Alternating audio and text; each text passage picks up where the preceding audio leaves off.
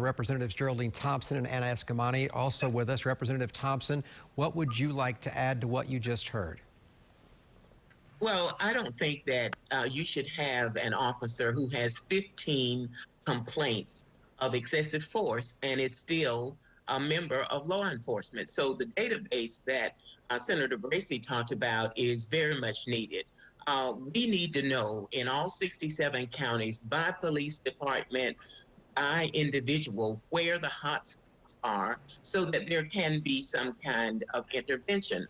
And a predetermined number of excessive force complaints should give rise to counseling of that law enforcement officer, perhaps suspension, maybe even termination or decertification by the Florida Department of Law Enforcement.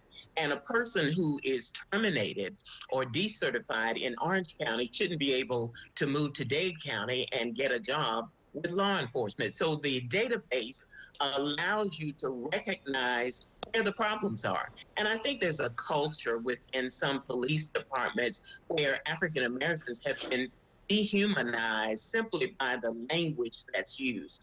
I've heard officers call African Americans perps, scumbags, crack holes, all kinds of dehumanizing language. And if you can dehumanize a person based on how you refer to them, it's then easier to annihilate them. And that's what you see with the excessive use of force. So in addition to having a database, we also need training in terms of how you relate to individuals, how you deal with them, and how to de-escalate a situation before it turns deadly.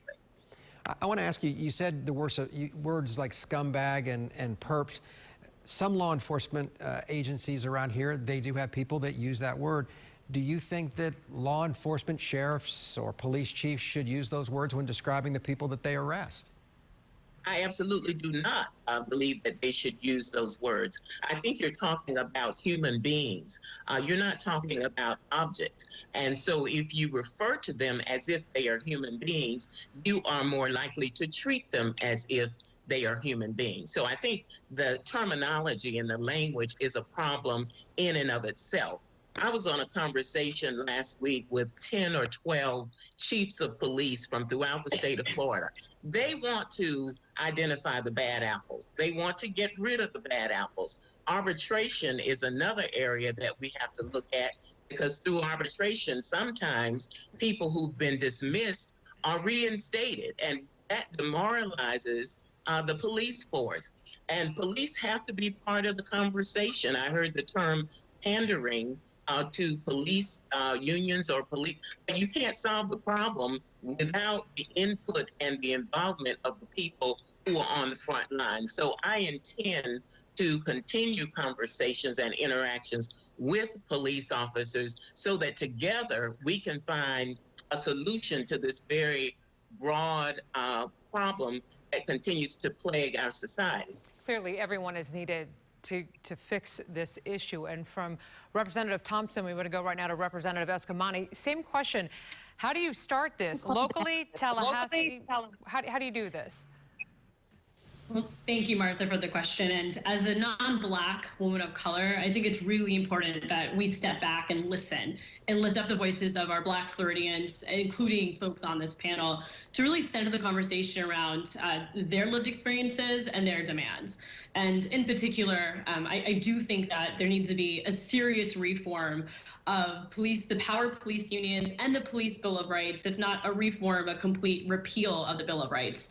Jazz mentioned earlier in the program, instead of using the term reform, to use the term reconstruct. And I really honor that point, because I think that what so many folks are frustrated about is that we've seen reform efforts time and time again, and yet nothing has changed. I'll add, too, that the police unions are obviously a powerful voice, like Senator Bracey mentioned, but the Chiefs Association, the Sheriff's Association, and the prosecutors are some of the most aggressive anti-criminal legal system change voices in the process. And myself and Senator Bracey, we were working to get a statutory limitation for the arrest of minors after Kaya Roll, the 6-year-old Black girl, was arrested at Orlando Charter School. And we faced opposition from the prosecutors. And if they supported this effort and understood why it's inappropriate to arrest children for being children, then we could see real meaningful change. So it's not just at the local level, though, of course, I think looking at city budgets is an important part of the conversation. And I think it makes sense to not only invest in community projects that address and eliminate concentrated disadvantage, but I would also argue we need some serious change around ending the criminalization of poverty, and that's where sentencing reform comes in. And I'll mention one other change is mandatory minimums. And if there's any judges or attorneys watching this tonight, you know that mandatory minimums have locked the hands of judges, putting people into prison sentences that make no sense. And Florida has 96,000 people incarcerated, majority men and majority men who are Black or brown. And I think that alone is a statistic that tells us we're doing something wrong. Representative Eskamani, thank you so much. And Greg, I love what she said. For so many of us, it's a time for us to sit back and listen. Absolutely, very well Listening put. is key to all of this, is why we're doing this tonight. Absolutely, listening to everybody's perspectives. Let's not